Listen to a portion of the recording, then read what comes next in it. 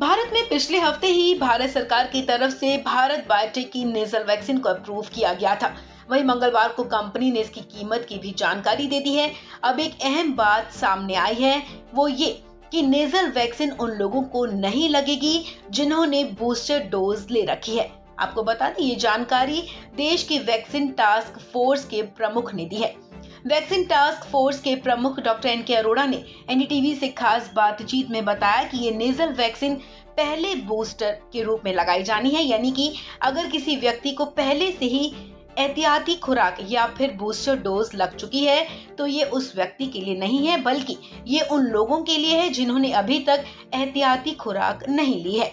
Doctor Arora NTAJI के Covid working group के अध्यक्ष हैं, जो टीकाकरण पर राष्ट्रीय तकनीकी सलाहकार समूह का संक्षिप्त रूप है। ये संस्था नए टीकों को पेश करने और सार्वभौमिक टीकाकरण कार्यक्रम को मजबूत करने पर काम करता है।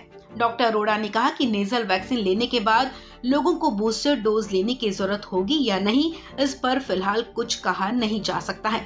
डॉक्टर अरोड़ा ने कहा कि उन देशों में भी जहां लोगों ने टीके की 4 या 5 खुराकें विशेष रूप से उत्तरी अमेरिका या यूरोप में ली हैं, वहां भी लोग लगातार संक्रमण से पीड़ित हैं।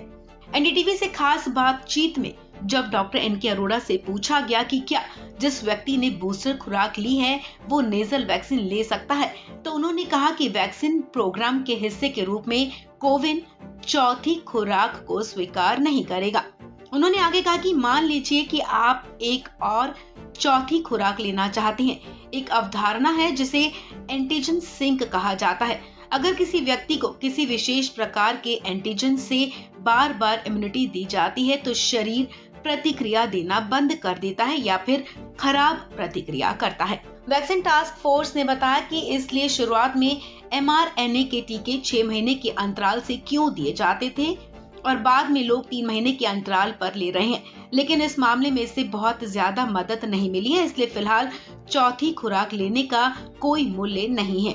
आपको बता दें, नेजल वैक्सीन से पहले कोरोना की तमाम वैक्सीन को बाह में लगाया जाता है, लेकिन नेजल वैक्सीन नाक से दी जाने वाली वैक्सीन है।